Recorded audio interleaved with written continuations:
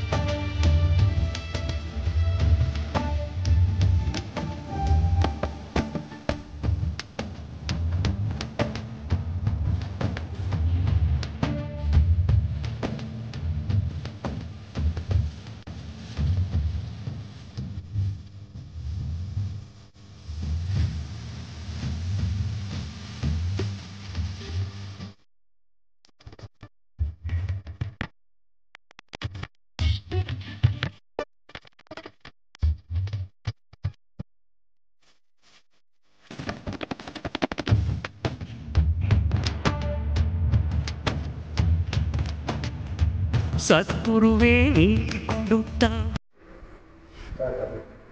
சாமி வணக்கம். வணக்கம் சாமி. கனகமூர்த்தி கோயிலிருந்து வரும் சாமி.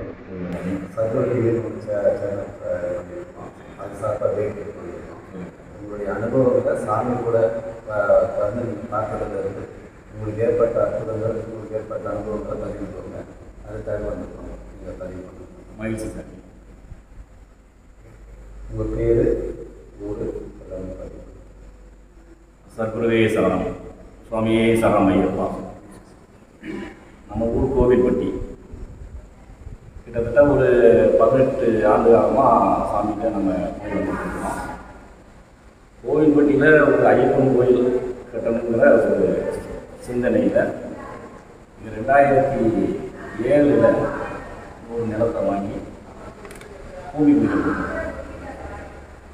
அப்போது ஒரு அமைப்புகளை உருவாக்கி நிறையா பண்ணிக்கிட்டு அந்த வேலையை பண்ணலான்ட்டு செய்கிறப்போ நிறைய கஷ்டங்கள், நிறைய ஒரு கோஆப்ரேட்டிவ் எதுவுமே இல்லை. யாரும் எந்தவித ஒரு சப்போர்ட் இல்லை. அப்போது பொதுவாகவே வந்து ஆலயம் கட்டணும் அப்படின்னாலே வந்து நிறைய கஷ்டங்கள் அனுபவிக்கணும், நிறையா சங்கடங்கள் இருக்கணும் அப்படிங்கிறது ஒரு ஜென்ரலாக எல்லாரும் சொல்கிற வார்த்தை தான். அது மாதிரியான ஒரு காலகட்டங்களில் நம்ம நிறைய அனுபவிச்சோம். அப்போது கணக்கன்பட்டி எனக்கு சென்னையில் ஒரு நமக்கு ரொம்ப வேண்டிய சாமி அவர் என்கிட்ட ஒரு முறை என்கிட்ட இது மாதிரி கணக்கன்பட்டி போய் வாங்க, உங்களுக்கு எல்லாத்துலேயும் ஒரு மாற்றம் இருக்கும், நிறைய நல்லது நடக்கும் அப்படிங்கிறத அவர் எனக்கு சொன்னார். அப்போது முதல் முறையாக நான் சாமிகிட்ட போகிறேன். போய் என்னோட நண்பர்கள் எல்லாருமே போகிறோம். சாமியை தேடி போய் பார்க்கையில் ஃபஸ்ட்டு சக்கமான கோயில் சாலை அங்கே போனோம். அங்கே இல்லை. அப்புறம் வர்ற வழியில் சாமி எங்கே இருந்தாங்க அப்படின்னு கேட்குறப்போ போங்க இந்த மாதிரி மோகன் சாலைக்கு இருப்பாங்க அப்படின்னு சொல்லி சொன்னாங்க. சரி அப்படின்ட்டு மோகன் சாலைக்கு வந்தோம். அங்கேயும் இல்லை. அப்போ பால்கார் சாலையில் அங்கே வர்ற வழியில் பால்கார் சாலை, மோகன் சாலை எல்லாத்துலேயும் பார்த்தீங்க. அதுக்கு அப்புறமா பின்னால் ஒரு தோப்பில் சாமி இருந்தாங்க. அப்போ தான் முதல் முறையாக சாமியை பார்க்கணும். ஆமாம், இது பார்த்து வந்து போயிட்டு வந்தாச்சு. அப்புறம் அதே சமயத்தில் எங்கள் கூட வந்த நண்பர்கள் அடுத்த ஒரு முறை போகிறப்போ சாமி நிறைய பேர் அடித்து துரத்திக்கிட்டு இருக்காரு. யாரையுமே நெருங்க விடலை. அப்படி ஒரு சூழ்நிலை உருவாகையில் என்ன ஒரு பக்கம் ஒதுக்குறாரு, நான் ஒரு பக்கம் என்னை ஒதுக்கி விட்டார். என்ன ஒதுக்குற மாதிரி ஒரு குறிப்பிட்ட நபர்களை அவர் பக்கம் ஒதுக்கி விட்டுறாரு. சரி அப்படின்ட்டு நான் இருக்கிறேன். என் கூட வந்த நண்பர்கள் எல்லாருமே சாமி வாங்க போகலாம் அப்படின்னு சொல்லி கூப்பிட்றாங்க. அப்போ நான் சொன்னேன், இல்லை சாமி, நான் சாமி சொல்லாமல் நான் வரமாட்டேன், நீங்கள் போங்க, நான் வந்துருக்கேன். இல்லை சாமி, உங்களை விட்டு நாங்கள் எப்படி போகல, நாங்கள் வெயிட் பண்ணுறோம். நான் சொன்னேன், அப்போ வெயிட் பண்ணுங்க, சாமி சொல்கிறப்போ நான் வரேன். அப்புறம் சாமி வந்து அப்போ நல்ல மழை பெஞ்சிருக்கு, ஜக்கமாவேல் சாலையில் நல்லா மழை பெஞ்சிருக்குது. அப்போது சாமி அந்த பக்கம் இந்த பக்கம் என் முன்னால் நடந்து போய்கிட்டு வந்துட்டு இருக்காரு. ஒரு கையில் களிமண்ணை உருட்டி என் கையில் கொடுக்குறாரு. கொடுத்து இது அங்கே போய் வைடா சாமிங்கிறார். சரி, இது வைக்கிறேன். அதுக்கப்புறம் ஒரு கல்லை எடுத்து கொடுத்து வைக்க சொன்னார். வைக்கிறேன். என்னை சார்ந்து இருக்கிற எல்லாத்தையுமே அந்த வேலையை செய்ய சொல்கிறார். நாங்கள் செஞ்சுக்கிட்டே இருக்கிறோம். அப்போ இவங்க எனக்கு ஃபோன் பண்ணி என்ன சாமி வாங்க அப்படிங்க. அப்போ இல்லை சாமியை சொல்லாமல் நான் வரமாட்டேன். ஏன்னா சாமி பக்கமாக இருக்கும்போது ஃபோன் அட்டன் பண்ண முடியாது. சாமி தூரமாக இருக்கையில் சரி, ஒரு எனக்கு அது பிடிக்காது, இருந்தாலும் அவங்க அவங்க ஏதாவது ஒரு வழி பண்ணி போக சொல்லிடலாமே அப்படிங்கிறதுக்காக நான் அட்டன் பண்ணேன். அப்போ இல்லை சாமியெல்லாம் ஒன்றும் சொல்லலை, நீங்கள் போங்க அப்படிங்கிறேன். அப்போ சாமி நடந்து போயிட்டு வந்து வீட்டில் என்ன சொல்கிறாரு, ஒரு 8-9 கை அள்ளி வச்சா தான்டா சாமி ஆகும் அப்படிங்கிறார். அப்போ தான் உன்னோட அப்பா ஆத்தா அப்படிங்கிற மாதிரி விஷயங்கள் நிறைய சொல்கிறாரு. அவங்களுக்கு அந்த புண்ணியம் அந்த மாதிரிலாம் விஷயங்கள் சொல்கிறாரு. சரி அப்படின்னு நானும் அப்போது நமக்கு அவ்வளோ அனுபவம் கிடையாது. நானும் அதுபோல் 8-9 கையை எண்ணி வைக்க ஆரம்பிச்சிட்டேன். அப்போ வச்சுக்கிட்டு இருக்கப்போ அடுத்து என்ன சொல்கிறாரு, பொழுது சாஞ்ச பிறகு போனால் தாண்டா சாமி ஆகும் அப்படிங்கிறார். சரி அப்படின்ட்டு நான் இவர்கிட்ட நான் தகவல் சொல்லிட்டேன், நீங்கள் போங்க, நான் வந்துக்குவேன். சரின்ட்டு அவங்க போயிட்டாங்க. அதுக்கப்புறமா கூட்டங்கள் நிறைய வருது. நிறைய பேரை அந்த வேலையை சொல்லி எல்லாம் செஞ்சுக்கிட்டு இருக்கிறோம். இப்படி செஞ்சுக்கிட்டு இருக்கிறப்போ பொழுது நல்லா சாஞ்சிச்சு. அப்போ நம்ம எல்லாமே கல் மண் எல்லாம் வச்சாச்சு. அங்கே இருக்கிற சவுக்கு முட்டு அது இது எல்லாம் வச்சு மேலே கிடுக போட்டாச்சு. இருக்கிற வைக்கல் எல்லாம் போட்டாச்சு. சோளத்தட்டை எல்லாத்தையும் போட்டு மேஞ்சாச்சு. பொழுது சாஞ்சிச்சு. விளக்கு போடுறா சாமின்னு சொல்கிறார். விளக்கையும் போட்டாச்சு. அப்போ சொல்கிறாரு, எல்லாரும் பறந்து விரிஞ்சு எல்லாம் உட்காந்துக்கிட்டு இருக்கோம். அப்போ சொல்கிறார், பொழுது அடைஞ்சிச்சு சாமி, கிளம்புடா சாமிங்கிறார். அவ்வளோ பேர் இருக்கத்தக்க நான் மட்டும் என் மனசில் அவர் சொன்னது எனக்கு மைண்டில் பட்டுக்கிட்டே இருக்கு. சரி அப்படின்ட்டு நான் எந்திக்கிறேன். எனக்கு ஒன்றும் சொல்லலை. அதுக்கப்புறம் டக்குன்னு உடனே நான் ஒரு ஸ்டெப்பை எடுத்து வச்சவொன்னே சொல்கிறாரு, எந்த ஊர் என்ன கோவில், இங்கே படிச்சுட்டு போனால் தாண்டா சாமி ஆகும் அப்படிங்கிற. அப்போ நம்ம வந்து இங்கே ஒரு ஐயப்பன் ஆலயம் கட்டணும் அப்படிங்கிற அந்த ஒரு வேண்டுதலோடு போயிருக்கிறோம். ஆமாம். அப்போ அவர் அந்த இடத்துல படிச்சுட்டு போனால் தாண்டா சாமியும் ஆகும் அப்படிங்கிறார். சரி அப்படின்னு நான் என்னோட மனசில் கோவில் கட்டி ஐயப்பன் ஆலயம் அப்படின்னு மனசில் வேண்டிட்டு வந்தேன். இதுக்கப்புறமா வந்து சாமி வந்து நிறைய விஷயங்கள் எனக்கு பண்ணி கொடுத்தாரு. ஏன்னா நான் ஒரு காலகட்டத்தில் வந்து என்னோட சூழ்நிலைகள் வந்து அவ்வளோ ஒரு மோசமான ஒரு சூழ்நிலையாக இருந்தது. அவ்வளோ ஒரு நெருக்கடி, அவ்வளோ நம்ம மேலே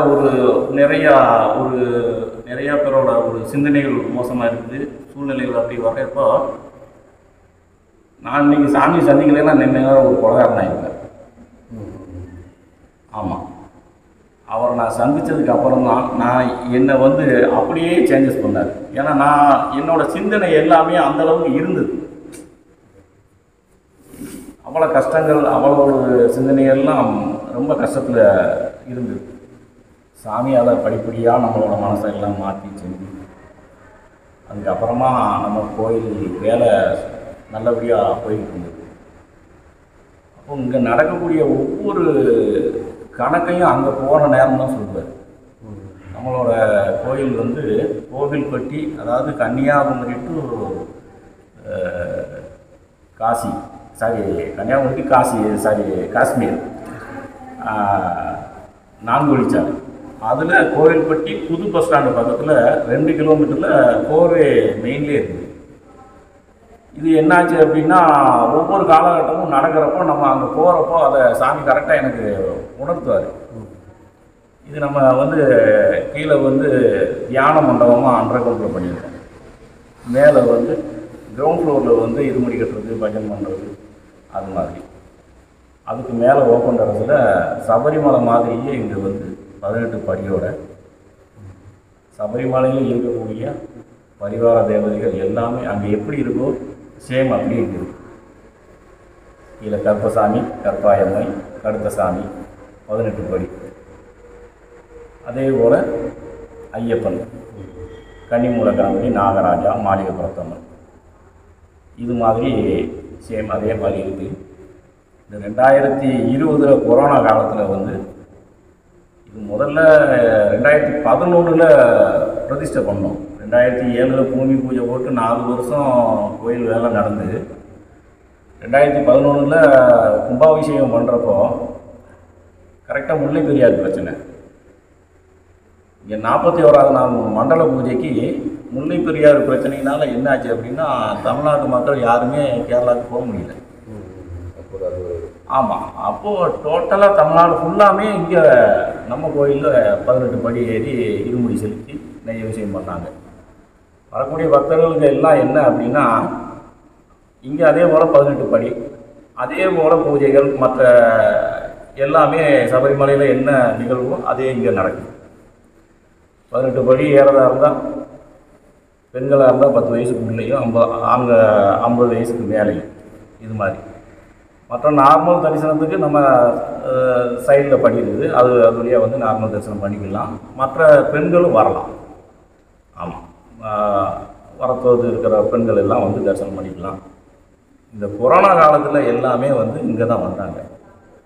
இது என்ன அப்படின்னா வந்து போகிறவங்க எல்லாமே வந்து இது வந்து அப்படியே இது ஒரு சபரிமலை தான், என்ன மலை தான் இல்லை, இது ஒரு சின்ன சபரிமலை அப்படின்னு சொல்லி எல்லாராலையும் இது வந்து சின்ன சபரிமலை அப்படிங்கிற ஒரு அழைக்க. ஆமாம், இப்படி ஒவ்வொரு காலகட்டத்துலேயும் இங்கே பேஸ்மெண்ட்டில் இருந்து வேலை நடக்கிறத சாமி அங்கே எனக்கு கணக்கு போட்டு சொல்லுவார். ஆமாம், கீழே ஒரு தளம் ஆயிருக்குடா, மேலே அது மாதிரி ஆயிருக்குடா. அதே மாதிரி 18 படிக்கு காங்கிரீட்டு போட்டுக்கப்போ நான் போகிறேன் சொல்கிறாரு, தலைவாசல் வைக்கிறாங்க நோய் அப்படிங்கிறாரு. இது மாதிரி வேலைகள் நடக்கையில் சைடில் வந்து ஒரு ஐயப்பன் படத்தை வச்சு சாமியோட ஃபோட்டோ வச்சு வாரம் வாரம் நம்ம பொங்கல் அதில் விட்டு பண்ணுறது உண்டு.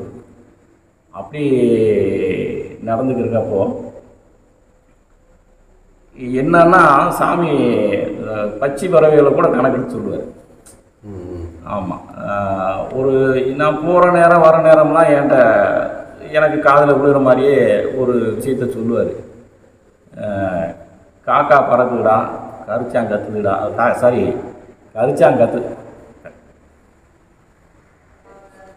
அப்படி ஒவ்வொரு நாளும் போயிட்டு வந்துட்டு இருக்கிறப்போ வந்து சாமி வந்து எனக்கு அடிக்கடி காதில் கேட்கக்கூடிய வார்த்தை கரிச்சாங்கத்துதுடா, காக்கா பறக்குதுடா அப்படிம்பாரு. அப்போ எனக்கு அதிகமாக காதில் விழுந்துக்கிட்டே இருக்கும். நான் இது போகிற நேரம்லாம் கேட்டிருக்கேன். ஒரு டைம் வந்து காலையில் நான் கோயில் வேலை நடந்துக்கிறப்போ உள்ளே வரேன். உள்ளே வர்றப்போ நம்ம ஏற்கனவே அங்கே ரெடி பண்ணி வச்சுருக்கிற அந்த ஐயப்பன் ஃபோட்டோ, நம்ம சாமியோட ஃபோட்டோ வச்சு நம்ம வழிபாடு பண்ணிக்கிட்டு அந்த இடத்துல இருந்து கரிச்சாங்கத்துது, காக்கா பறக்கு. எனக்கு என்ன அறியாமலே நான் சாமி சொன்னதை நான் சொல்லிட்டு உள்ளே வரேன். சாமி சொன்னதை நீங்கள்? ஆமாம், என்ன அறியாமலே சாமி சொன்ன மாதிரி நானே சொல்லிட்டு உள்ளே வரேன். இப்படி ஒவ்வொரு கணக்குகளையும் எடுத்து சொல்லுவார். இது மாதிரியான விஷயங்கள் நிறைய பண்ணியிருக்காரு. ஆமாம், இது 2011 பிரதிஷ்டை பண்ணையில் நம்ம சுவாமி மலையில் ஐயப்பன் விக்கிரகம் செய்ய கொடுத்துருந்தோம். அப்போது விக்கிரகத்தை எடுத்து நேராக சாமியோட இடத்துக்கு கொண்டு வந்து சாமி ஊர்வலமாக போகிற மாதிரி பின்னால் நம்மளும் காரில் வச்சு அந்த விக்கிரகத்தை சாமி பின்னாலே ஒரு ஊர்வலமாக அங்கே கணக்கம்பட்டி கொண்டு. ஆமாம் ஆமாம், செக்கமாவில் சாலை போய் அப்படியே மோகன் சாலை வந்து கல்கா சாலை எல்லாம் வந்து பெட்ரோல் பங்கு வந்து எல்லாம் அவர் பின்னாலேயே வந்து வலம் வந்த மாதிரி வந்து தான் இங்கே வந்து நம்ம பிரதிஷ்டை பண்ணணும். அந்த மாதிரி சாமிகள் நிறைய பண்ணி தந்துருக்காங்க, நிறையா பண்ணிக்கிட்டு இருக்கிறாங்க. ஆமாம். அதுபோல் என் கூட நம்ம கோவில்பட்டி நண்பர்கள் நிறைய வருவாங்க. அதில் இது மாதிரியான விஷயங்கள் நிறையா நடந்திருக்கு. நிறையா பேருக்கு நிறையா அனுபவங்கள். இது நம்ம வந்து இது ஒரு காரியத்தை எடுத்து செய்யல, சாமிகிட்ட போய் நம்ம வேண்டி செய்யறப்போ சாமி நமக்கு நிறைவாக பண்ணி கொடுத்தாங்க. ஆமாம், இப்போவும் இது முழுமையாக அவரோட ஒரு இதில் தான் இருக்குது, அனுகிரகத்தில் தான் இருக்குது. ஆமாம், இங்கே வந்து ஐயப்பன் வேறு சாமி வேறு இல்லை, ரெண்டுமே எனக்கு அவர் தான். ஆமாம். இப்போ வந்து கொடிமரத்துக்காக வந்து நம்ம கோயிலை கொஞ்சம் எக்ஸ்டெண்ட் பண்ணி பண்ணிக்கிருக்கோம். ஆமாம், இது கிட்டத்தட்ட இது 12வது வருஷம். நம்ம ஃபஸ்ட்டு கொடிமரம் வைக்கலை, இப்போ கொடிமரத்துக்காக இப்போ ஃபுல்லாமே எக்ஸ்டெண்ட் பண்ணி செஞ்சுக்கிட்டு இருக்கோம். ஆமாம், மாலையபுரத்தமும் சபரிமலையில் இருக்கிற மாதிரி தனியாக செப்பரேட்டாகவே ஒரு பில்டிங்கில் நம்ம பண்ணுறோம். எல்லாம் சாமியோட அனுகிரகம் தான். சாமி வந்து உங்களுக்கு செஞ்ச அற்புதங்களையும் அவர் சொல்கிறத நீங்கள் புரிஞ்சுக்கிட்டதையும் நீங்கள் ஒரு நேரம் பரிமாறினீங்க. என்ன சாமிகிட்ட நீங்கள் உணர்ந்துக்கிட்ட விஷயங்கள் எதுன்னு நாங்கள் தெரிஞ்சுக்கலாமா? ஏன்னா உங்களுக்கு நிறைய அனுபவங்கள் கிடச்சிருக்கோம். ஏன்னா நீங்கள் சாமி சொன்ன வார்த்தைகளவே நீங்கள் உள்வாங்கி அதை நீங்கள் திருப்பி பேசுகிற அளவுக்கு நீங்கள் அந்த அளவுக்குள்ள அவர் கூட அந்த அளவுக்கு ஒரு ஈடுபாடோடு இருந்திருக்கிறீங்க.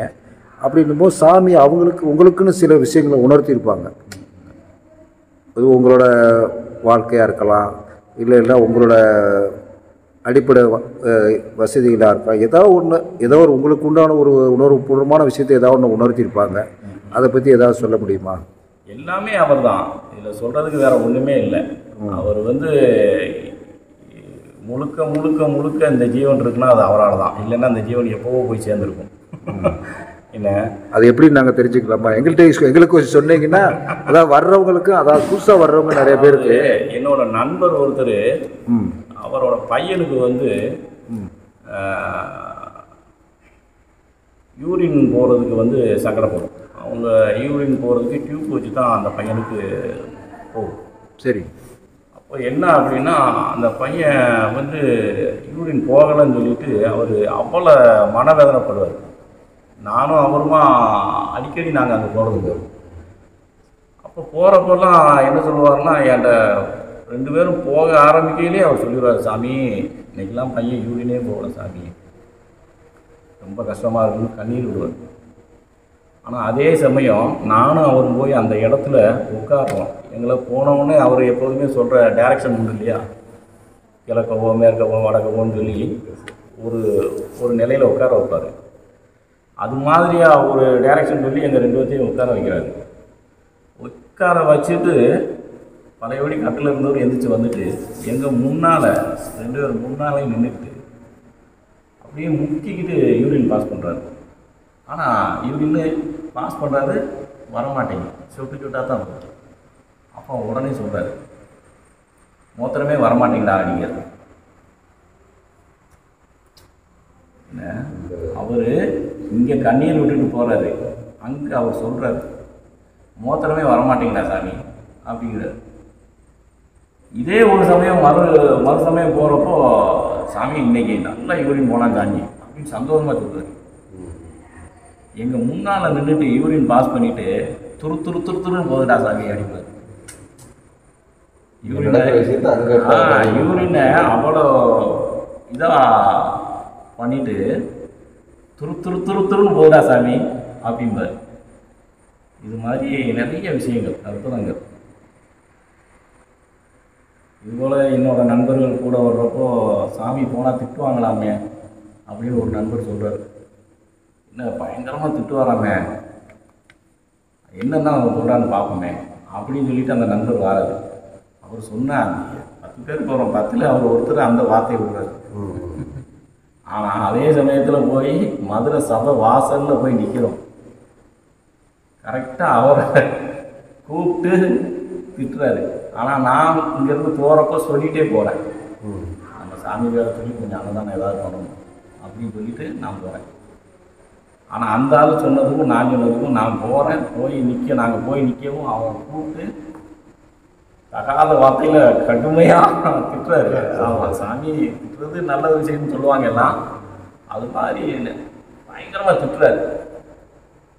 திட்டிட்டு அடுத்த இடமே சொல்கிறாரு, அரிசி பருப்பு இருக்குல்லா போய் கொஞ்சம் திங்க வேண்டியதாங்களா அப்படிங்கிறாரு. அது மாதிரி விஷயங்கள் நிறையா பண்ணி கொடுத்துருக்காரு. இதில் சாமி பண்ணி கொடுக்கறது ஒரு பக்கம், ஆனால் கூட உள்ள பக்தர்கள் இருக்காங்க இல்லையா, அவங்களே ஒரு சிலர் வந்து அதை நான் பெருமையாக ரொம்ப மனசு ஒரு நிறைவாக சொல்கிறேன். எத்தனையோ பக்தர்கள் கூட இருந்திருக்காங்க சாமி கூட, நம்மளும் இருந்திருக்கோம். இதே மோகன் சாலையில் மோகனனவே எடுத்துருக்கோம். அவர் அவ்வளவு பெரிய ஆள். அந்த இடத்துல அவர் அங்கே வந்து என்ன தாட்டி வேணாலும் பண்ணலாம். சாமி இல்லாத நேரத்தில் ஒரு 50 பேர் இருக்காங்க. அவர் நினச்சா சாமி இல்லை போங்கயா அப்படின்னு சொல்லலாம். இல்லை, சாமி இருக்கிறப்பவே வந்து அங்கே கூட இருக்கிற சாமியோட ஒரு பக்தர்களே வந்து ஒரு சிலர் வந்து வரக்கூடியவங்களை அப்படி இப்படி ஏதாவது மனசு சங்கடப்படும்படியாக பேசிடுவாங்க. அதுலலாம் மனசு சங்கடங்கள் நிறைய பேர் பட்டிருக்காங்க. இந்த சாமி என்னை இப்படி திட்டுது, சாமியை சும்மா இருந்தாலும் எது சும்மா இருக்க மாட்டேங்கானே அப்படிங்கிற மாதிரியான விஷயங்கள்லாம் நிறைய காதாரம் நம்ம கேட்டிருக்கோம். ஆனால் சாமி இன்னைக்கு எத்தனையோ இடங்களில் போய் வந்து இருந்து செஞ்சு இருந்தாலும் இன்னைக்கு பரிபூர்ணமாக அந்த இடத்துல இருக்கார் அப்படின்னா அது மோகனனோட அவரை நம்ம வந்து சாமிக்கு அடுத்த கட்டமாக நம்ம அவரை ஒரு இதில் வைக்கலாம். ஏன்னா எந்தவித ஒரு தலக்கணமோ எந்த இதுவுமே கிடையாது. அவர்கிட்ட வரக்கூடிய பக்தர்கள் எல்லாத்தையுமே அவ்வளோ ஒரு அமைதியாக அவ்வளோ ஒரு பண்பாக பேசுவார். யாரையுமே முகம் சொல்லிக்க மாட்டார். யாரையுமே வந்து அவர் மெயின்மே அவ்வளோ ஒரு தங்கமான மனுஷன். ஆமாம், எவ்வளவோ அவர் அதான் சொல்கிறோம்ல, எவ்வளவோ இடங்கள் சாமி போயிருக்காரு வந்திருக்காரு. இன்றைக்கி வந்து அவரோட அந்த ஒரு நல்ல ஒரு எண்ணத்துக்காக இன்றைக்கி அந்த ஒரு மோகன் சாலையில் அப்படி அவர் ஒரு ஜீவசமாதான் வந்து உட்காரணும்னு இருக்குன்னா அது அவருக்கு ஒரு பெரிய ஒரு நிறைய ட்ரஸ்ட்டுகள் இருக்குது. இருந்தாலும் அதுக்கு நிர்வாகம் அதில் வந்து அவரை நம்ம வந்து அவரை மாதிரி ஒரு கருணை வர்ற பக்தர்களை வந்து அன்பாக பாவிக்குது. ரொம்ப தன்மையான ஆள். நிறைய இடத்துல பதிவு பண்ணியிருக்காங்க. அதே போல நான் போகிறப்போ நிறைய பேர் என்கிட்ட நிறைய அப்போ போயாச்சுனாலே ஒரு கூட்டம் உருவாகும். அதாவது நிறைய பேர் இருக்காங்க. நம்ம சிவப்பு சின்னிசாமி இருக்கார், சங்கர் இருக்கார், அமாவாசை, இது மாதிரி நிறைய பேர் இருக்காங்க. ஆமாம், ஆனால் அந்த நிறைய பேரில் எனக்கு ரொம்ப ரொம்ப ரொம்ப ரொம்ப பிடிச்ச ஒருத்தர் சிவப்பு சீனி. ஆமாம், ஏன்னா அவர்கிட்ட வந்து என்னென்னா இது வரைக்கும் யாரையுமே வந்து அவர் வந்து பட்டுன்னு பேச மாட்டார். அதே சமயத்தில் நிறைய விஷயங்கள் வந்து சொல்லிக் கொடுப்பார். இப்போ நான்லாம் வந்து எதுவுமே தெரியாமல் போனேன், எதுவுமே தெரியாது. ஆனால் என்னை வந்து நான் போனால் சாமி ஒரு பக்கம் இருந்தாங்கன்னா நான் அவரை சுற்றியே தான் போவேன். சிகப்பு சீனி எங்கே இருக்காரோ அவர் கூட தான் நானும் அப்படியே போயிட்டே இருப்பேன். ஏன்னா நமக்கு ஒன்றும் தெரியாது, நிறைய விஷயங்கள் அவர் நமக்கு உணர்த்துவார். சாமி இதுக்காக தான் சாமி சொல்கிறாரு, இதுக்காகத்தான் சாமி சொல்கிறாரு அப்படின்னு நிறைய விஷயங்கள் சொல்லுவார். அதே மாதிரி எத்தனையோ பக்தர்கள் இருந்தாலும் நான் வந்து பெருமைக்காக சொல்லலை, ஒரு முகஸ்துதிக்காக சொல்லலை. சிகப்பு சீனிக்கு சாமியோட பரிபூரண ஒரு இது இருக்குது. ஆமாம், அது வந்து அவர் இன்னும் இன்னும் நிறைய செய்ய வைப்பார் அவர். ஆமாம், அதெல்லாம் சாமி எந்த அளவுக்கு ஒரு இதாக இருக்காரோ அது அவருக்கு ஒரு நல்ல ஒரு காலம், அந்த ஒரு அமைப்பு அவருக்கு கிடச்சிருக்கு. ஆமாம், அதில் ரொம்ப சந்தோஷம். சாமி கொடுத்த காரணம். ஆமாம், அது எவ்வளவோ பேர் இருந்திருக்காங்க. ஆனால் இன்னைக்கு அவர் நிலையா அவருக்கு மோகனனுக்கு ஒரு சப்போர்ட்டாகவும் அந்த இடத்த ஒரு நல்ல ஒரு எதுவாக இருந்தாலும் ஒரு இதுக்கு பண்ணுறதுக்கு எனக்கு தெரிய செருப்பு சீனி நல்லா பண்ணிக்கிட்டு இருக்கிறார். அதே மாதிரி அங்கே உள்ள சிவப்பு சீனியிலேருந்து பழைய சங்கர்லேருந்து அமாவாசை எல்லாருமே இங்கே நம்ம கோயில் பார்த்துட்டாங்க. ஆரம்ப காலத்தில் பில்டிங் வேலை நடந்துருக்கீங்க, இங்கே வந்து சாமி அங்கே என்ன செய்கிறாங்களோ அந்த வேலை இங்கே நடக்கும். அவ்வளோ வேலை இங்கே பார்த்துருக்காங்க, எல்லாமே இங்கே வந்து பார்த்துருக்காங்க. அப்போ கூட நம்ம கோயில்பட்டிக்கு இங்கே வரணும்னு சொல்லி எல்லாரும் மனசார வேண்டணும். அப்போ நம்ம கூட உள்ள சாமிகளே வந்து நான் கேட்குறதுக்கு முன்னாடி சாமிகிட்ட கேட்காங்க. ஒரு தடவை மோகன் சாலையில் அந்த வேப்ப மரத்துக்கிட்ட பட்டியல்கள் எல்லாம் தூக்கி வச்சுக்கிட்டு செஞ்சுக்கிட்டு இருக்கோம். அப்போ நல்லா சாந்தமாக இருக்காது சாமி. அப்போ அப்படி இருக்கிறப்போ சாமி கேளுங்க கோயில்பட்டிக்கு எப்போ வரீன்னு கேளுங்க அப்படின்னு சொல்லி நம்மகிட்ட சொல்கிறாங்க. நம்ம சாமிகிட்ட அவ்வளோ தூரத்துக்கு நம்ம எதையும் பட்டுன்னு கேட்க மாட்டோம். அப்போது அதில் உள்ள நம்ம நண்பர் ஒருத்தர் சாமி கோயில்பட்டிக்கு எப்போ வருவீங்க அப்படின்னு சொல்லி கேட்குறாப்புல. அப்போ அவர் சொன்னார், வரும்போது வருவான்டா சாமி அப்படின்னு சொல்லி சொன்னார். ஆமாம். அதே மாதிரி இந்த ஆலயம் வேலை நடந்துக்கிட்டு இருக்கிறப்போ ஒரு டைம் வந்து மோகன சாலையில் வாய்க்கால தண்ணி ஓடிக்கிட்டு இருக்கு. அப்போ என்னை கூப்பிட்டு சொன்னார். ஆமாம், போய் அந்த தண்ணியை போய் கத்தாழையில் ஊற்றுடா, அப்போ தான்டா சாமி ஆகும் அப்படின்னு சொல்லி சொன்னார். அது மாதிரி நிறைய விஷயங்கள் சொல்லியிருக்காரு. அங்கே ஒரு காரியம் ஒரு தூசி ஒரு துரும்பு எடுத்து செஞ்சாலும் இங்கே அதுக்கு பல மடங்கு இங்கே வேலை நடக்கும். ஆமாம், அந்த மாதிரி நிறையா பண்ணியிருக்காரு. என்ன இப்போ நம்ம அடிக்கடி போக முடியல, இருந்தாலும் எப்போதும் அவரோட சிந்தனை இருந்துகிட்டே இருக்கும்.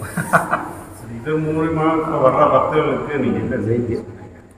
இப்போ வந்து இங்கே நம்ம கோயில்பட்டியில் இந்த ஆலயம் உருவாகுதுக்கு சாமி தான் முழு இது. எவ்வளவோ பேர் நான் நீண்டு கூட ஹெல்ப்புக்கு வந்தாலும் சாமி சொல்கிற ஒரே வார்த்தை, உன் நிழலை கூட நம்பாத அப்படின்னு சொல்லுவார்.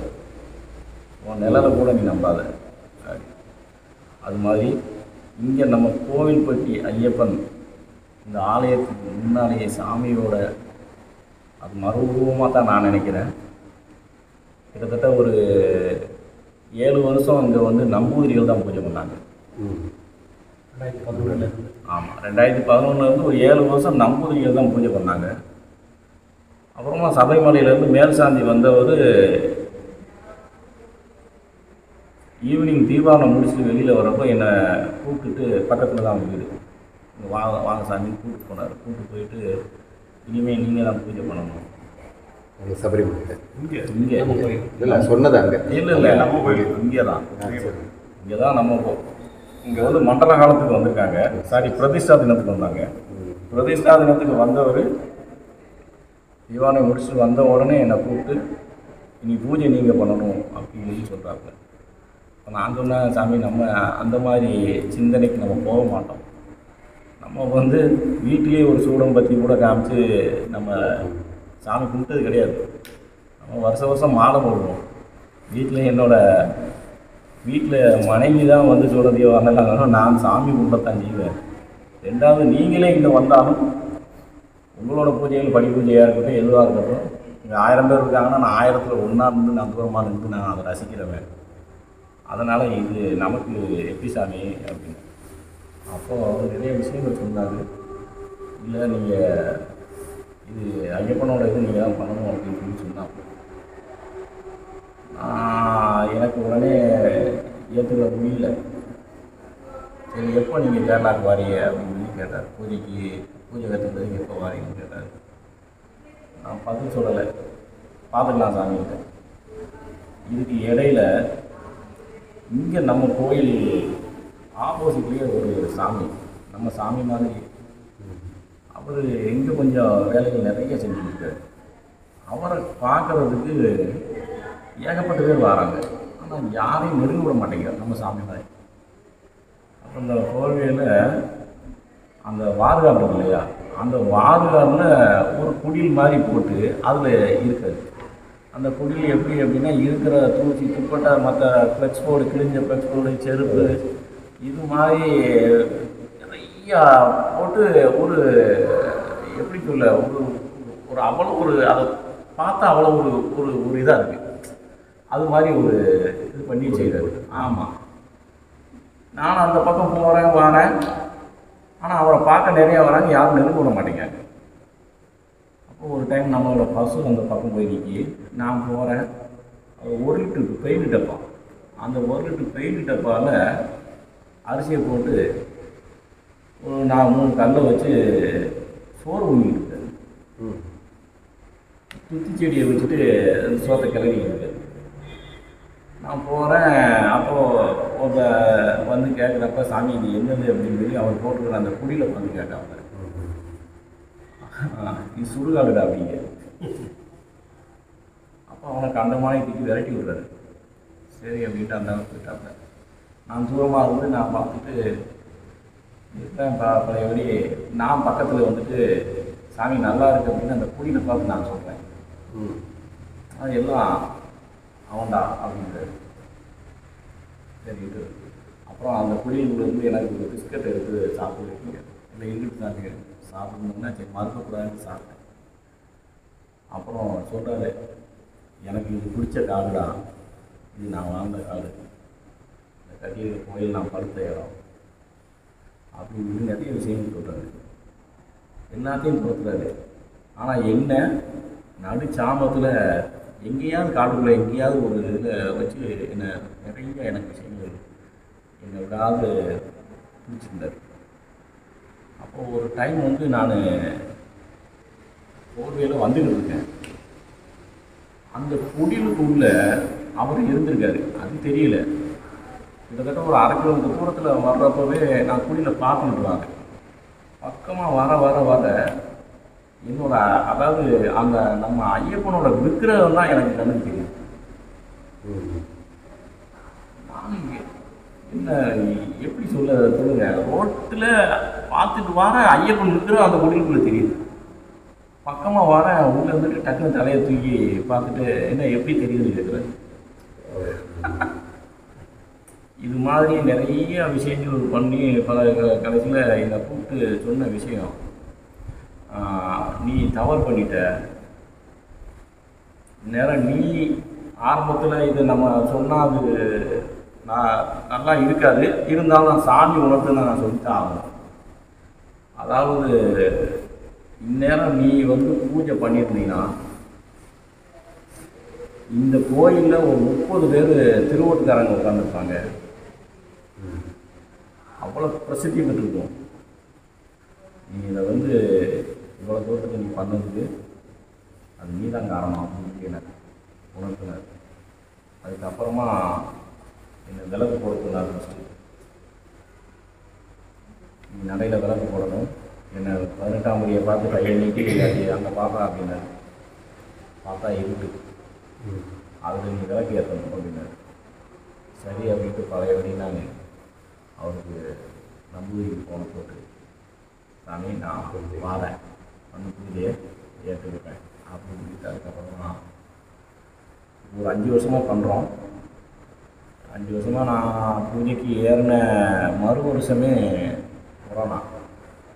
அதில் தமிழ்நாடு முழுக்க ஃபுல்லாக நம்ம கோயில்பட்டியில் இங்கே வந்து தான் ஃபுல்லாமே இருமுடி செலுத்தினாங்க. இப்போ வந்து ஒரு 3 வருஷமாக கொடிமரத்து திருப்பணிக்காக வந்து கோயில் கொஞ்சம் எக்ஸ்டெண்ட் பண்ணி வேலை நடந்தேன். ஆமாம் ஆமாம், எல்லாம் சாமியோட அருள்.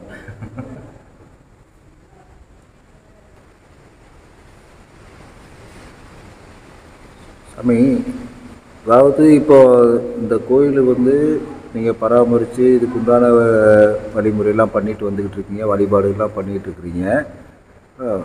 ஒரு பெரியவங்க உங்களுக்கு உணர்த்தின வழியில் நீங்கள் இன்றைக்கி பூசாரியாகவும் இந்த இடத்துல நீங்கள் இருந்துட்டு வர்றீங்களா? நீங்கள் இதெல்லாம் நினச்சி பார்த்தீங்களா? அந்த மாதிரி ஒரு பூசாரியாகவும் இந்த மாதிரி ஒரு கோயில் கட்டுவோம், இந்த மாதிரி ஒரு பூசாரியாக இங்கே இருப்போம் அப்படின்னு நினச்சி பார்த்தீங்களா? இல்லை இதெல்லாம் உருவாகிறதுக்கு, இந்த ஆலயம் உருவாகிறதுக்குன்ட்டு ஏதாவது ஒரு காரணங்கள் இருக்கா? இல்லை இதுக்கு முன்னாடி நீங்கள் என்ன பண்ணிக்கிட்டு இருந்தீங்க அப்படின்றத எங்களுக்கு கொஞ்சம் சொல்ல முடியுமா? நான் ஒரு 9 வருஷம் பேங்க்கில் ஒர்க் பண்ணேன். சரிங்க. அதுக்கு அப்புறமா தான் நான் வந்து ஒரு 5 வருஷம் பஞ்சாயத்தில் வைஸ் பிரசிடெண்ட்டாக இருந்தேன். அப்போ நான் மலைக்கு போய் இருக்கிறப்போ இந்த போவே மெயினில் ஏகப்பட்ட ஐயப்ப பக்தர்கள் வந்து ரோட்டில் வச்சு சமையல் பண்ணி செஞ்சு சாப்பிட்டுக்கிறத நான் நிறைய அது மாதிரியான நிகழ்வுகளை நான் பார்த்துருக்கேன். ரெண்டாவது, ஒரு ஐயப்பன் கோயில் இது மாதிரி கட்டணுங்கிற ஒரு சிந்தனை, அது எனக்குள்ள ஒரு சிந்தனை இருந்தது. என்னுடைய குருநாதர் வந்து ஐயப்ப குருநாதர்னா ஐயப்பன் குருநாதர். அவர் என்னிடத்துல வந்து இந்த மாதிரி சொன்னார், இது மாதிரி நீங்கள் ஒரு கோயில் கட்டலாம் சாமி அப்படின்னு சொல்கிறப்போ, ஆமாம் சாமி என்னோட சிந்தனையிலே இருக்குது, அப்போது பண்ணலாம் சாமி அப்படின்னு சொல்கிறப்போ, அது விஷயமாக நம்ம நிறையா சாய்மார்களை சந்தித்து நான் இதை கோயில் மாதிரி பண்ணணும்னு சொல்லி விவரங்கள் சொல்கிறப்போ எல்லாருமே சரி அப்படின்னாங்க. நான் என்னோடய சிந்தனையில் ஒன்று தான் நான் சொன்னேன், இது மாதிரி 18 படியோட சபரிமலை மாதிரி ஒரு அமைப்பில் கட்டணும். இது கோவில்பட்டி மக்களுக்கு மட்டும் இது வந்து பயன்பாடாக இருக்கக்கூடாது, அனைத்து மாவட்டங்கள்லேருந்து மாநிலங்கள்லேருந்து வரக்கூடிய பக்தர்கள் எல்லாத்துக்குமே இது வந்து ஒரு பயன்பாட்டில் பிரயோஜனமாக இருக்கணும். இது மாதிரி 1 ஏக்கரில் 18 படியோட சபரிமலை மாதிரி கட்டணும் அப்படிங்கிற ஒரு என்னோடய கருத்தை சொன்னேன். அதுக்கு நிறைய பேர் மறுப்பு தெரிவித்தாங்க. நீங்கள் சொல்கிற 1 ஏக்கருங்கிய இது மாதிரி இடங்கள் இப்போ உள்ள இடங்களே வந்து லேண்டு வேல்யூ கூடுதலாக இருக்குது அப்படிலாம் சொல்லல. இல்லை, மனசில் பட்டது அதுதான், அதை தான் நம்ம செய்யணும். இதனால் நிறையா பேர் வந்து அவாய்ட் பண்ணிட்டு போனாங்க. நம்மள்கிட்ட யாரும் அவ்வளோ ஒரு சப்போர்ட்டிவாக இல்லை. அதுக்கப்புறம் சர்க்குரு ஏற்கனவே நான் சொன்ன மாதிரி எல்லாமே சர்க்குரோட அருள்னால இது இவ்வளோ தூரத்துக்கு நம்ம பண்ணணும். என்னோடய சிந்தனையில் தோணுனது என்ன அப்படின்னா, கீழே வந்து இப்போது நம்ம கட்டியிருக்கிறது 3 நிலையாக கட்டியிருக்கிறோம். இந்த 3 நிலையில் வந்து கீழே அண்டர் கிரவுண்டில் வந்து சர்க்குரோட அதாவது எப்படி சொல்லன்னா, மேலே பக்தி, 2வது நடுத்தளத்தில் வந்து ஞானம், கீழே அண்டர் கிரவுண்டில் முக்தி. இது மாதிரியான ஒரு சிந்தனையில் தான் நம்ம அதை செஞ்சுருக்கிறோம். ஒரு தொடக்கத்துக்கு வந்து நமக்கு வந்து பக்தியில் தான் நம்ம தொடங்க வேண்டியது. அந்த பக்தியில் நம்ம எப்படியோ நம்ம காட்டு முராண்டித்தனமாக வாழ்ந்தாலும் பக்தின்னு வரையில் அதுக்கு உண்டான ஒரு பக்குவம் வருது, ஒழுக்கங்கள் வருது. அதுக்கு அப்புறமா அடுத்த ஸ்டெப் எடுக்கையில் நம்ம ஞானத்தை நம்ம தேடுறோம். இது எல்லாமே படிப்படியாக நம்ம வந்து அடுத்த மாதிரி கீழே வந்து சாமியோட வழிபாட்டு இது பண்ணலாங்கிற அந்த முக்தி அப்படிங்கிற ஒரு அந்த கான்செப்டில் தான் நம்ம கோயில் வந்து அமைஞ்சிருக்கு. பக்தி, ஞானம், முக்தி. இப்போ வந்து நம்ம வந்து பக்தி அப்படிங்கிற ஒரு இதில் நம்ம போய்கிட்டு இருக்கிறோம். ஞானம் அப்படிங்கிறத வந்து வரக்கூடிய குருமார்கள், வரக்கூடிய பக்தர்கள் எல்லாருமே வந்து மேலே தரிசனம் பண்ணுறாங்க, கீழே வந்து ஞானத்தை உணர்றதுக்கு வந்து இங்கே வந்து நிறையா விஷயங்கள் பண்ணிக்கிட்டு இருக்கிறாங்க. அடுத்த கணமாக வந்து முக்தி அப்படிங்கிறதுக்கு பகவானோட அந்த நிலை வரம் ஏற்பாடுக்காக வேலைகள் நடந்துக்கிட்டு இருக்கு. இதுக்கு நீங்கள் ஞானத்தை இப்போ பக்தி, ஞானம், முக்தி இது 3 நீங்கள் புரிதலோடு சொல்கிறீங்க. இந்த புரிதல் ஐயா கிட்ட வந்த பின்னாடி கிடச்சிதுங்களா, இல்லை அதுக்கு முன்னாடி உங்களுக்கு உணரப்பட்டதா? இல்லை, நான் ஏதுவாகவே வந்து நான் வந்து எனக்கு விவரம் தெரிய நான் எந்த கோயிலுக்கும் போக மாட்டேன். நான் என்னோடய குலதெய்வம் கோயிலுக்கு போவேன். மற்றபடி மற்ற திருச்செந்தூர், பழனி இது மாதிரி ஒரு ஃபேமிலியாக மற்ற போகிறப்போ போவதை தவிர மற்றபடி எந்த கோயில்களுக்கும் நான் ஜாஸ்தி போனதில்லை. இப்போ வந்து அப்படி இருந்த எண்ணெய் ரெண்டாவது சாமியோட அருள்னால இன்னைக்கு ஒரு ஆலயத்தை அமைச்சு இன்னைக்கு இந்த நிலையில் வச்சிருக்கிறாரு. நம்ம இன்னும் அடுத்த நிலைக்கு பகவான் தான் நம்மளை கொண்டு செல்லணும்.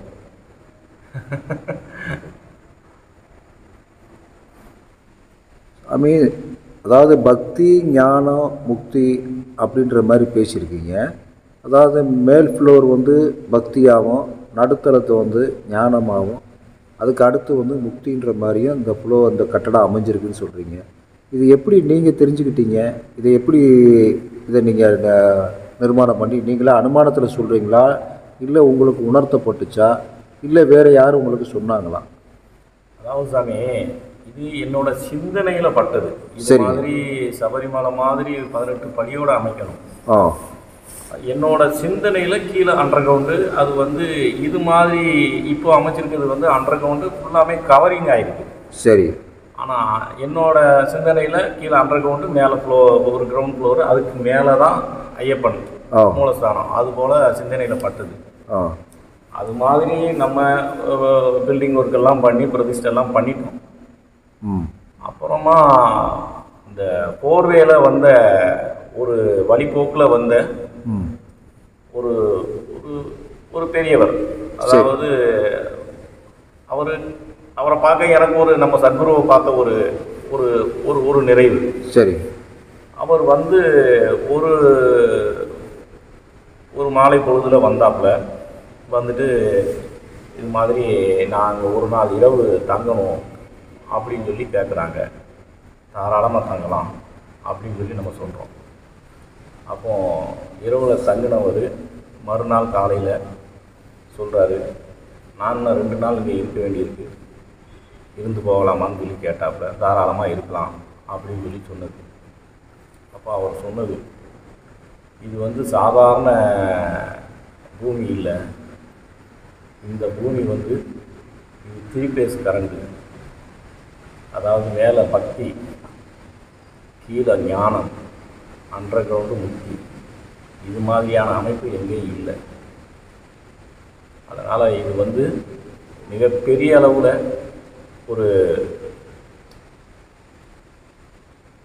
ஒரு நல்ல ஒரு இதுக்கு வரும்னு சொல்லி சொன்னாங்க. இப்போ அது மாதிரி தான் போய்கிட்டு இருக்கு. அப்போது அவங்க வந்து ஒரு நாள் இரவு தங்கியிருந்து மறுநாள் அவரை பார்க்குறப்போ அவங்க சொன்னாங்க, இது சித்தர்களோட பூமி, இங்கே வந்து இது அலுக்குருட்டி புன்னக்கி அப்படிங்கிற சித்தர்களோட ஒரு பூமியாக இருக்குது. இது சாதாரண ஒரு பூமி இல்லை, இது பிற்காலத்தில் இந்த பெரிய போற்றத்தக்க ஒரு ஸ்தலமாகும் அப்படின்னு சொல்லி அவங்க உணர்த்தினாங்க.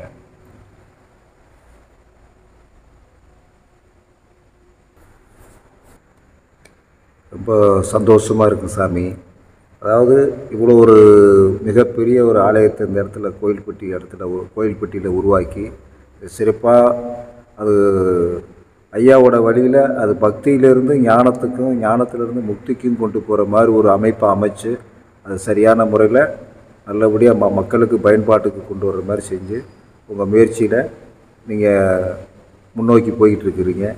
இதுக்கு நாங்களாம் எப்படி சொல்கிறதுன்னு தெரியல, நன்றின்ற வார்த்தையில் சொல்ல முடியாது. ரொம்ப சந்தோஷமாக இருக்குது நீங்கள் செஞ்சுக்கிட்டு இருக்க பணியில்.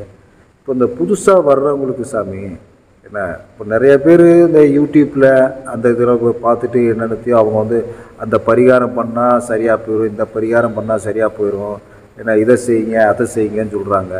இதை உங்கள்கிட்ட கேட்குற காரணம் என்னன்னு கேட்டேன்னா, நீங்கள் இந்த ஒரு கோயிலில், ஐயப்பன் கோயிலில் நீங்கள் வந்து நிர்மாணம் பண்ணிக்கிட்டு எதை பூஜை வழிபாட்டுகளில் இருந்துக்கிட்டு இருக்கிறீங்க.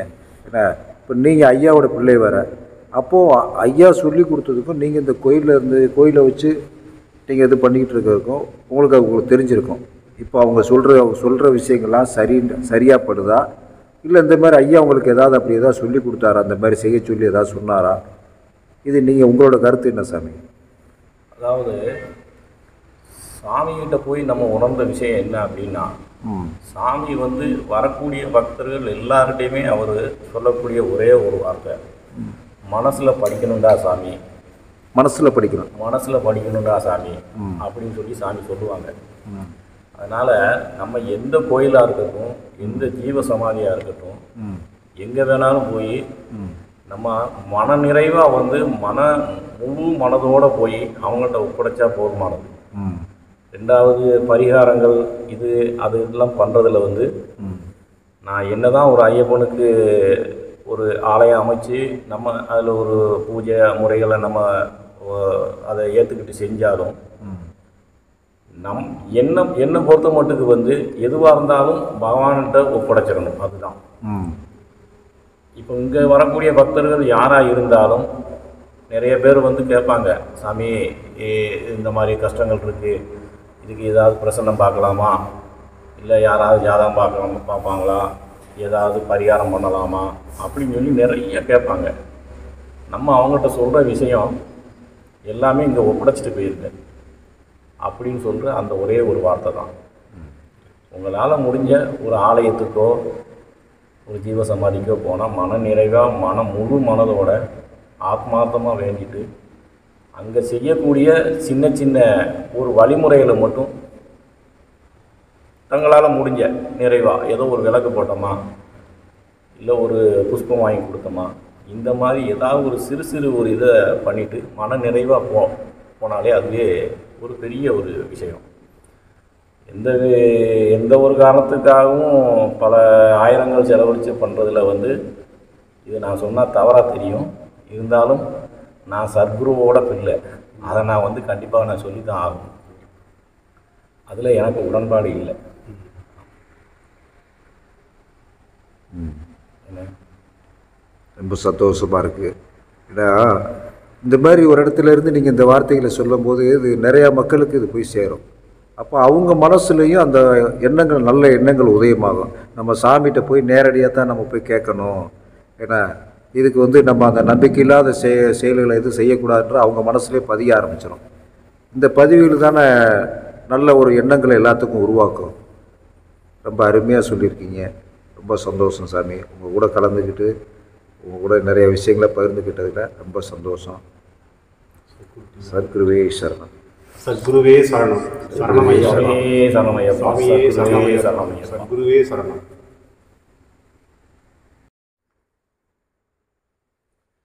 அதாவது சாமி வந்து நமக்கு அடிக்கடி உணர்த்துற வார்த்தை என்ன அப்படின்னா, சூதானமாக இருக்கணும், மனசில் படிக்கணும். இது மாதிரியான விஷயங்கள் வந்து வரக்கூடிய எல்லாத்தையுமே சொல்லுவார். ரெண்டாவது, அங்கெல்லாம் இருக்கக்கூடிய சாமிமார்கள் எல்லாம் இரவு பகல் எந்த நேரமும் வந்து போய்கிட்டு இருப்பாங்க. அப்போ வந்து நாங்கள்லாம், நான், சங்கசாமி, சிவப்பு சீனிசாமி, இது மாதிரி நிறையா பேர் எல்லாம் இருக்கிறப்போ உழவு காட்டில் படுத்திருப்பாங்க சாமிமார். அப்போ வந்து டம்முன்னு ஏற்றுவார். ஏற்றிட்டு இங்கே என்னடா தூங்க வாடா வந்த சாமி அப்படின்னு சொல்லி ஏற்றி எழுப்பி விடுவார். அது மாதிரி அங்கே வந்து சாமிகிட்ட போயாச்சு அப்படின்னாலே வந்து நம்ம என்ன நினச்சி போனோமோ அது விஷயமாக வந்து சாமிகிட்ட போய் மனசில் படிக்கணும். ரெண்டாவது, சாமி செய்யக்கூடிய சொல்லக்கூடிய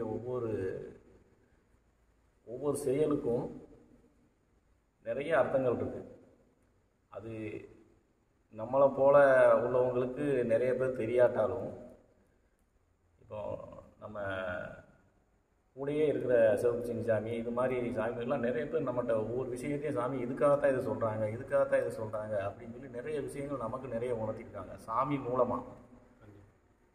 அதனால் வந்து அவர் இருக்கிறப்போ வந்து ஒரு தூசு துரும்ப நம்ம வந்து நம்மளால் எதுவுமே செய்ய முடியாது.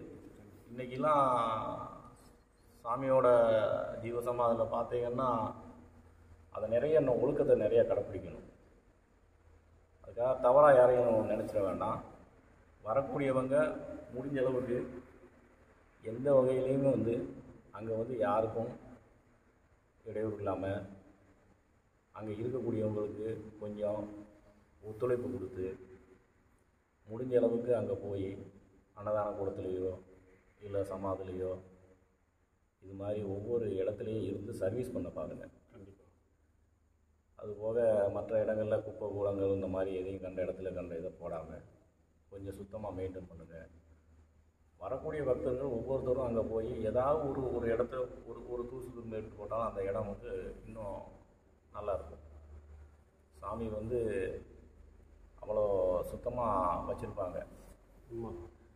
அதனால் வந்து அதை நம்மளால் முடிஞ்ச அளவுக்கு நம்ம சுத்தபத்தமாக போய் வந்து அதை கொஞ்சம் நம்மளால் முடிஞ்ச அளவுக்கு நல்ல முறையில் பண்ணணும். இதுபோக இப்போது ஃபுல்லாமே வந்து ஃபுல்லாக செல்ஃபின்னு நிறைய விளம்பரங்கள் நிறைய பண்ணிக்கிட்டு இருக்காங்க. அது முடிஞ்ச அளவுக்கு நீங்கள் சாமியோட ஜீவ சமாதியில் வச்சுட்டு செல்ஃபி எடுக்கிறது வைக்கிறத இதை கொஞ்சம் சாமிமார்கள் கொஞ்சம் தவிர்த்துருங்க. சாமி வந்து அடிக்கடி சொல்கிறது வந்து விளம்பரம் கூடாதுடா அப்படிங்கிற வார்த்தையெல்லாம் நிறைய யூஸ் பண்ணுவாங்க. நம்ம என்ன போய் செல்ஃபி எடுக்கிறதுக்காகத்தான் அப்போ நம்ம போனோமா? அப்போ நம்ம அங்கே போய் பிரயோஜனமே இல்லையே.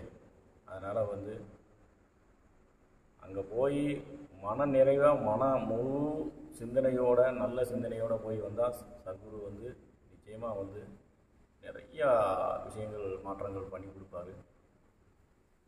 அதனால் எல்லாமே வந்து நல்ல முழு ஒத்துழைப்பு கொடுத்து இன்றைக்கி சத்குரு தெரியாத ஊர் கிராமம் எதுவுமே இல்லை. அந்தளவுக்கு சாமி வந்து பெரிய ஒரு எல்லாத்துக்கும் நிறையா பண்ணிக்கிட்டு இருக்கிறாரு. இன்றைக்கி எந்த ஒரு பட்டி தொட்டிக்கு போனாலும் எந்த கடைகளுக்கு போனாலும் நம்ம சாமியோட ஃபோட்டோ இல்லாத கடைகளே இல்லை. அந்த மாதிரியாக சாமி வந்து எல்லாருடைய மனதிலையும் எல்லாருடைய குடும்பத்திலையும் எல்லாருடைய கஷ்ட நஷ்டத்துலையும் சாமி இருந்து நிறையா பண்ணிக்கிட்டு இருக்காங்க. நிறையா பேரோட மன கஷ்டங்கள் இதெல்லாம் நிறைய போய்கிட்டு இருக்காரு. நிறையா மன நிறைவாக இருக்காங்க. எவ்வளோதான் கஷ்டங்கள் இருந்தாலும் சாமியை நினச்சிட்டா அது துளியளவும் கூட நமக்கு எந்த கஷ்டமும் இல்லாமல் நீங்கும். ஒரு காலங்களில் நம்ம அவ்வளோ கஷ்டத்தில் தான் போவோம். ஆனால் போயாச்சு அப்படின்னாலே நம்ம எதுக்காக போனோன்னே தெரியாது. அந்தளவுக்கு நமக்கு அந்த ஸ்பாட்லேயே வந்து ஒவ்வொரு விஷயத்தை சொல்லி நமக்கு வேலையை சொல்லி நம்ம நிலைமையே மாற்றி விடுவார். அதனால் கூடியவர் மட்டும் போய் ஒத்துழைப்பு கொடுங்க. சத்குருவே சரணம். ஓம் ஸ்ரீ சத்குருவே சரணம்.